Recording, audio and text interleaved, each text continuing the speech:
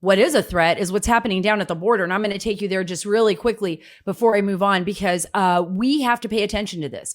Right now, we have hundreds of migrants. They're crowding at the border in Tijuana. I mean, that's where I covered a lot of my stories in the beginning. Remember, I told you it started in California along the Tijuana border, the estuary, moved my way up as a young reporter all the way across the border through Arizona, through Texas. I was in New Mexico. I went all the way up to Matamoros, Texas, covering that roughly 2,000-mile border with the United States, and reporting on all the national security issues that we have there and all of the threats, and the threats both to the people on the other side of the border and to our side of the border. We have hundreds of migrants right now in Tijuana, literally lining up at the border. They're lining up at the borders. They started Monday. In Tijuana, they're ready to come in. Because why? Because President Biden is promising them that they will have a job here, that they will get amnesty. That's what they're hearing. That's what they're thinking. They're thinking, holy cow, this Biden administration is awesome. It's so great. We've got it back. And remember what I've said on my podcast before. This is not just this is not just about how Biden is saying it. It's about how the drug cartels and the human traffickers are saying it when they're overseas. They're saying, come on in. Do you see this administration? They want you. They want you to come to America. And they are setting it up so that they can come. Basically on media, on social media, on television, as in Honduras and in El Salvador. There's a lot of talk about how the Biden administration is welcoming people. And even if you're illegal, they are going to find a way to do it.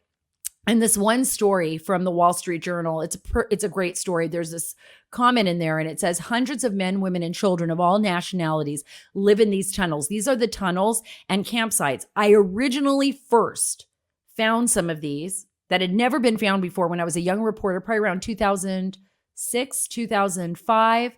And that was in the Tijuana estuary near the ocean in San Diego. And if you go to the other side of the border, so you don't cross illegally, you go through the actual border crossing, and I would drive up along the highway into Rosarita and then come down into what they call the colonias. These are these makeshift villages along the border that are pretty incredible. The homes are dilapidated, sometimes up on a hillside. I wonder, oh my gosh, when is this thing going to fall down or collapse on itself? It's really sad. It's impoverished. And the people that live there are just living with the hope of getting across. In some areas that I actually traveled to, there were large like dump sites where people actually lived in the dumps. And I would go there and the children would be picking through the rubbish, looking for plastics, looking for glass. Really tragic situation there when you think of the poverty levels. So very, very desperate people that have maybe traveled from Central America are just looking to find a way to get across. And now it's piling up again, right?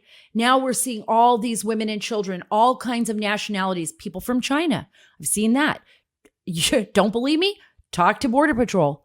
People from China have been there. They have tried to cross people from Pakistan, people from Iraq. These are areas where people are getting ready to make the run and come across. And it's a lot harder right now in San Diego, actually. But there are 4 drainage tunnels that run about 70 yards under Highway 1 in the Tijuana estuary. Those were the ones that I discovered, and they connect this village that I was at. It was called Colonia Laureles.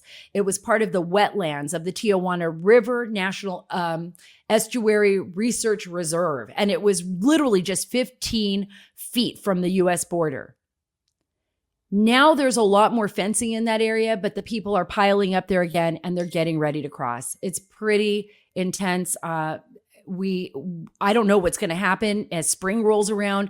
I'm hearing from a lot of the Border Patrol agents and the people that I have been dealing with in Immigration and Customs Enforcement, as well as DHS, that we're going to be looking at thousands and thousands of people and undocumented children coming into the country. That is going to be a huge issue for all of us.